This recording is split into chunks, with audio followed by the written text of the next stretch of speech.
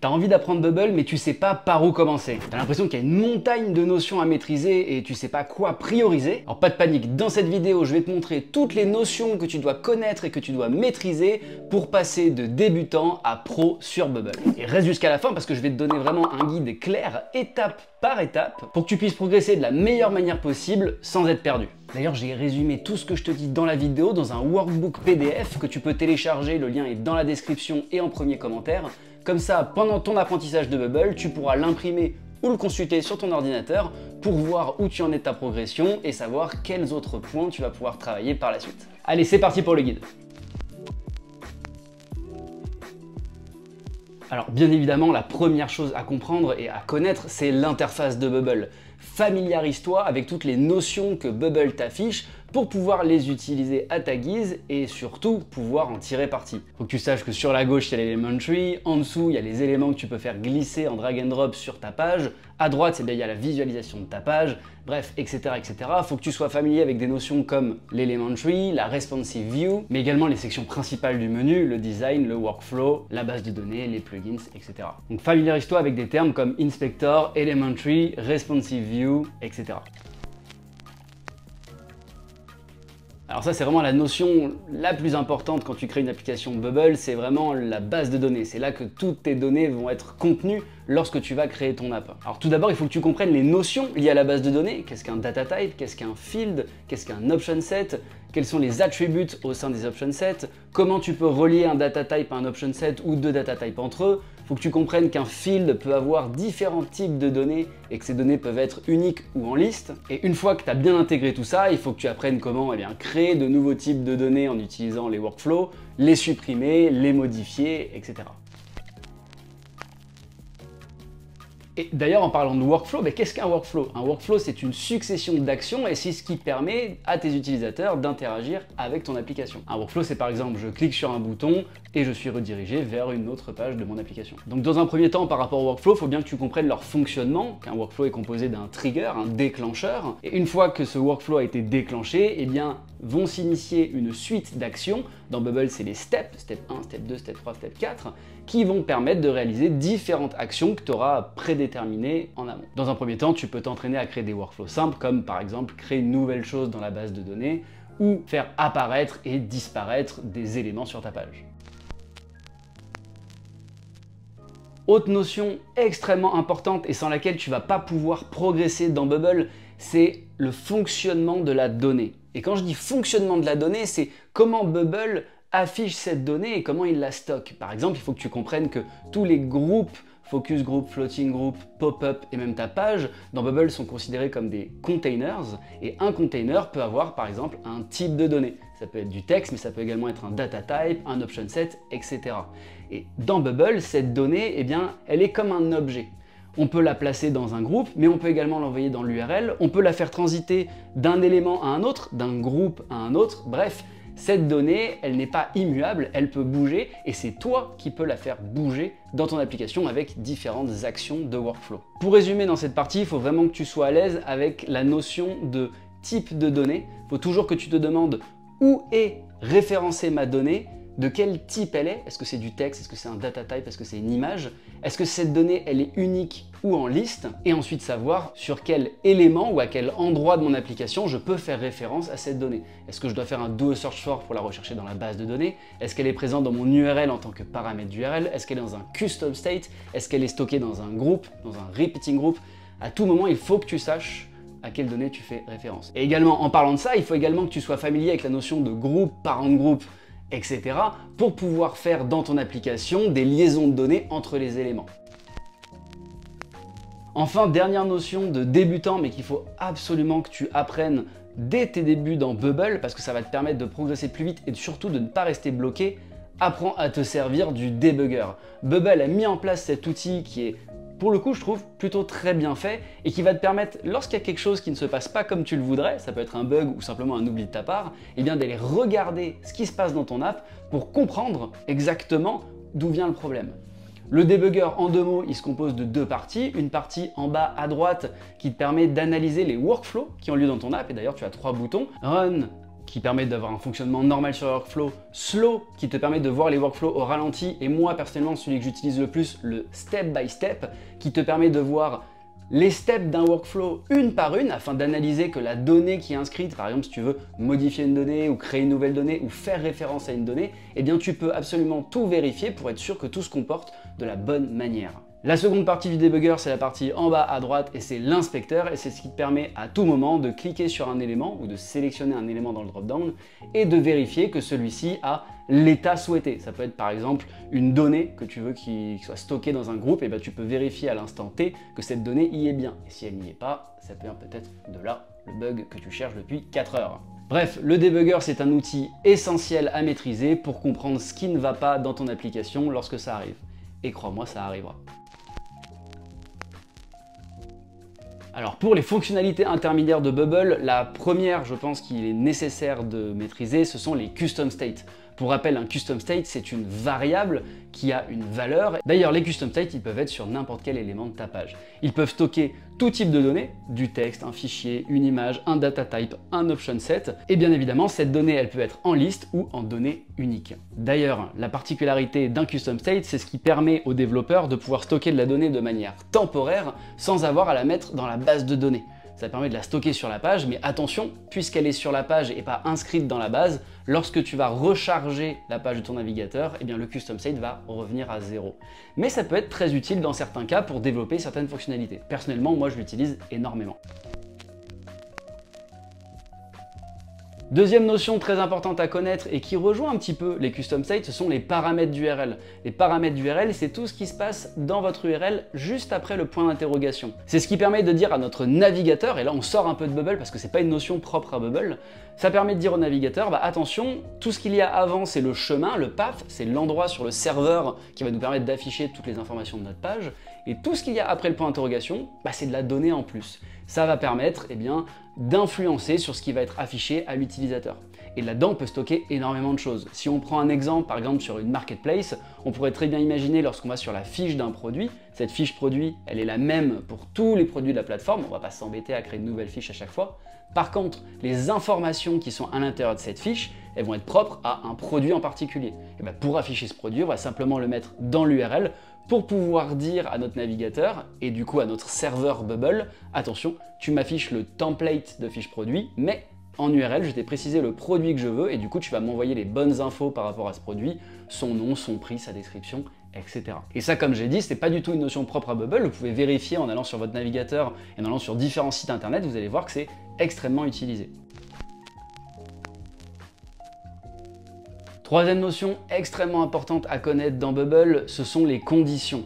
Apprendre à mettre des conditions sur chacun de ces éléments, mais également sur les workflows, ça permet d'accroître l'agilité de son application. Tu peux, grâce à ça, anticiper différents cas de figure, par exemple, rendre visible ou invisible une certaine partie de ta page en fonction de si l'utilisateur est un administrateur ou un utilisateur simple, par exemple. Tu peux également décider de déclencher un workflow ou juste une step d'un workflow, simplement en fonction de certaines conditions.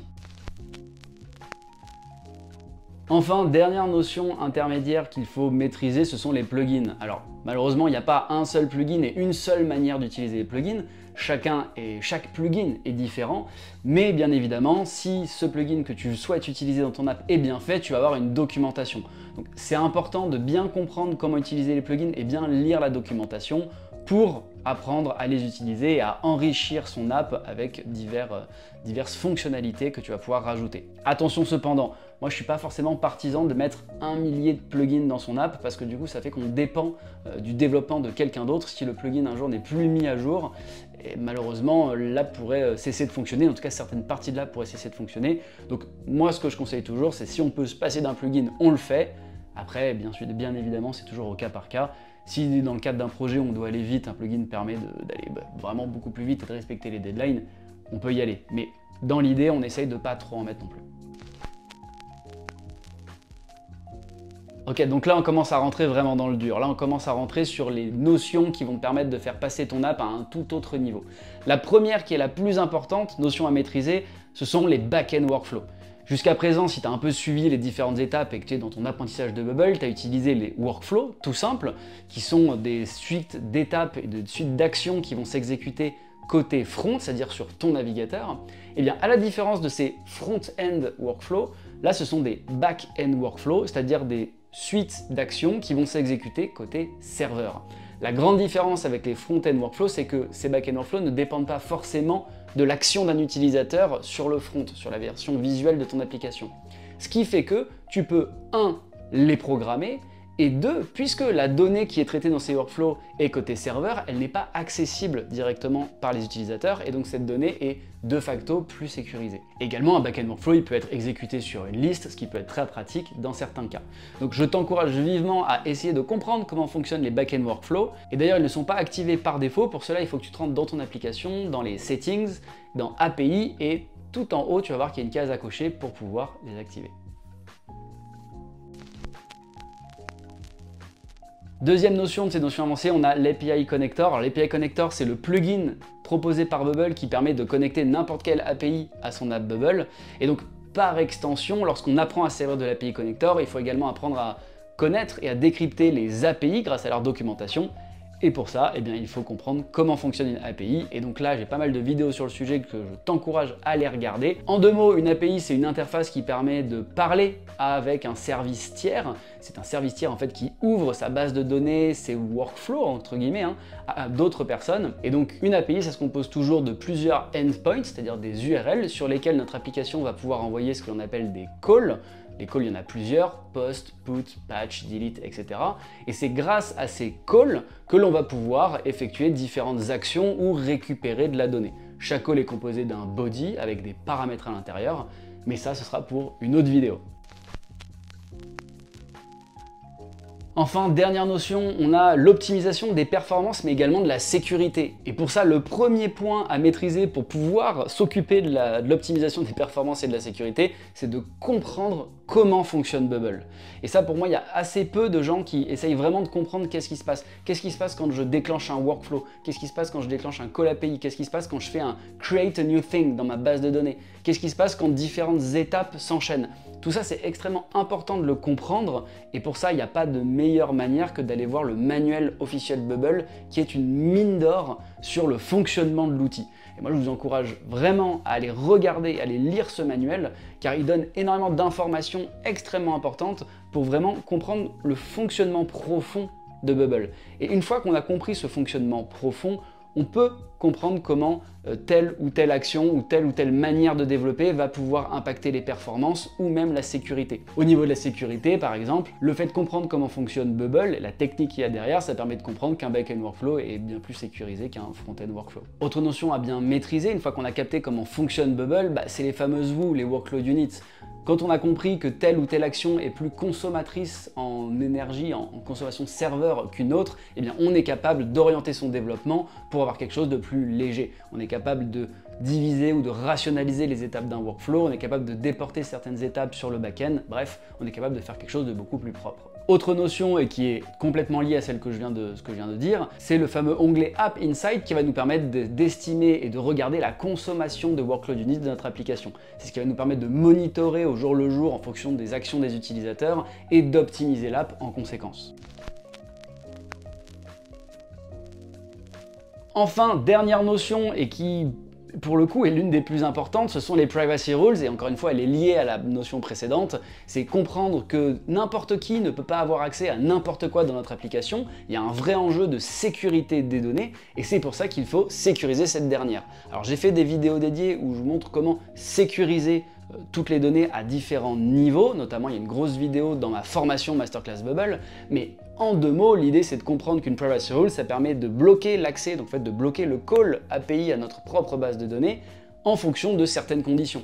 On peut par exemple dire, si ce user n'est pas un administrateur, je ne peux pas voir la liste de l'ensemble des users de mon app. Donc ne surtout pas sous-estimer les privacy rules, je vois encore trop d'applications qui sortent sur Bubble et qui ne sont pas du tout au point à ce niveau-là et qui du coup présente énormément de failles de sécurité, et ça peut être extrêmement dommageable pour le développeur de l'application mais aussi pour ses utilisateurs si l'app venait à se faire pirater entre guillemets, mais en fait souvent il n'y a même pas de piratage puisque les données sont exposées. Donc on n'oublie pas, en sécurité on applique le principe du least privilege.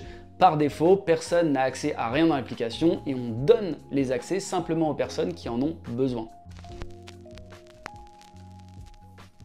Ok, maintenant je vais terminer, après vous avoir donné toutes ces étapes, par quelques conseils pour progresser plus vite et plus sereinement. Déjà, je pense qu'il faut rejoindre une communauté, et pour ça, vous pouvez rejoindre le Discord Bubble Maker. Je vous remettrai le lien ici et dans la description. Il y a énormément de gens, on est maintenant un peu plus de 400 de personnes qui s'entraident au quotidien, et ça fait vraiment plaisir, la communauté est assez active. Vous pouvez venir vous poser vos questions là-bas. La deuxième chose qu'il faut absolument mettre en place, c'est pratiquer avec des mini-projets. Ça sert à rien de se lancer tout de suite sur un énorme projet et essayer de le faire à tout prix, parce qu'en fait tu vas faire n'importe quoi, t'as pas encore les notions de Bubble si tu débutes pour faire quelque chose de vraiment solide. Donc il vaut mieux s'entraîner à faire des petites applications, les classiques, une app de to-do list, un petit CRM, progresser avec ça, sortir de sa zone de confort en allant chercher des fonctionnalités un peu plus avancées, et progresser petit à petit jusqu'à être vraiment à l'aise et maîtriser les différentes notions que j'ai citées précédemment. Autre petite astuce aussi, s'entraîner à recréer des applications, comme je l'ai fait dans ma vidéo 5 heures pour recréer Spotify. Alors t'es pas obligé de le faire en 5 heures, l'idée c'est pas ça, l'idée c'est simplement de se dire ok, je prends une application et je me réfléchis à comment je peux la recréer, quel est le design de la base de données dans Bubble, quels sont les data types, quels sont les fields, quels sont les option sets, quels sont les workflows que je vais mettre en place pour refaire telle ou telle fonctionnalité, quelles sont les fonctionnalités principales que je vais devoir recréer dans cette app, et ça entraîne énormément le cerveau à 1. Penser avec le raisonnement Bubble, et 2. De manière plus générale, ça entraîne à analyser des applications, à prioriser les fonctionnalités, et ça va te servir énormément lorsque tu vas développer ta vraie application. Enfin, dernier conseil, c'est d'utiliser les ressources officielles, je l'ai dit tout à l'heure, mais le manuel Bubble est une mine d'or. Il est là, il existe, il est gratuit, il faut s'en servir. Donc n'hésite pas à aller le lire. Alors c'est un peu un gros blog bien sûr, mais c'est hyper important de le faire régulièrement pour être au fait des dernières nouveautés et surtout pour bien comprendre le fonctionnement de l'outil. Voilà, maintenant tu as une roadmap claire pour passer de débutant à pro sur Bubble. Et n'oublie pas, la clé c'est vraiment la pratique et la curiosité. Il faut toujours aller chercher ce que tu ne connais pas, aller te confronter à des choses nouvelles, sortir de ta zone de confort d'un point de vue de développement pour pouvoir apprendre de nouvelles choses constamment. Pour rappel, je t'ai résumé tout ce que je viens de te dire dans un workbook PDF que je te mets en téléchargement dans la description et en premier commentaire. Et si jamais tu veux aller plus loin sur Bubble, n'oublie pas qu'il y a ma masterclass Bubble. Pareil, je te mets le lien dans la description, un peu plus de 18 heures de cours pour apprendre pas à pas à se servir de l'outil et à créer n'importe quelle application. Voilà, mets un like et abonne-toi si ça t'a plu, ça m'aide beaucoup et ça aide à faire connaître la chaîne. Et moi je te dis à très bientôt pour de prochains tutos. Allez, salut!